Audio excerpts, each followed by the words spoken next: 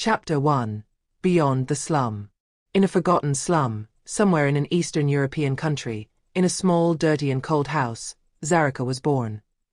Raised among thieves, with no other life lesson than the art of stealing, Zarika had learned from her parents and siblings how to use her quick fingers and sharp mind to survive in the harsh winters. Without enough firewood, she had learned that only the most cunning live well. T20. Zarika no longer wanted to live in the poverty of the slum. She had seen enough: drunk men, tired women, hungry children and broken dreams. Although her entire life had been shaped by the silent rules of theft, Zarika felt that she did not belong there.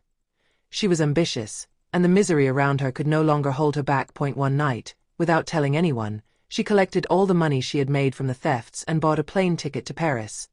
She was determined to leave alone, to break away from the past and try her luck in a new country. France was the land of her dreams, the place where the wealth and naivety of tourists could fill her pockets.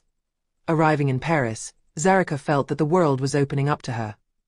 The lit streets, the shiny shop windows, the hurried tourists, it was a place where every second brought an opportunity.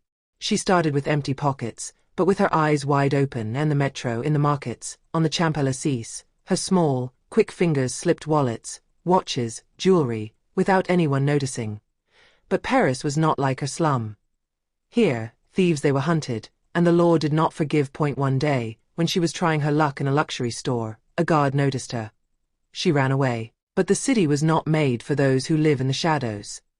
The police caught her on a street corner, and Zarika understood then that freedom has a price. Locked in a cold cell, without the brightness of her dreams, she remembered her home in the slum, the winters without wood, her brothers, her mother and father. For the first time, she felt longing. But could longing change a destiny written from birth? The days spent in detention were hard. Without support, without friends, Zarika had to adapt quickly.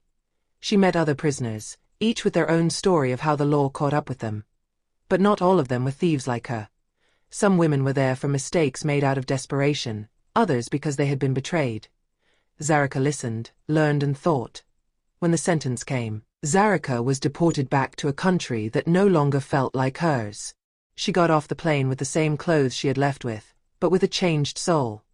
The slum was waiting for her, but now she no longer wanted to live by stealing. She wanted more, she really wanted to escape. It was hard to find her way. Without education, without papers, without anyone to lend her a helping hand, she had to fight for every step. But she fought. Enrolled in a rehabilitation center, learned to read better, to write, to think differently.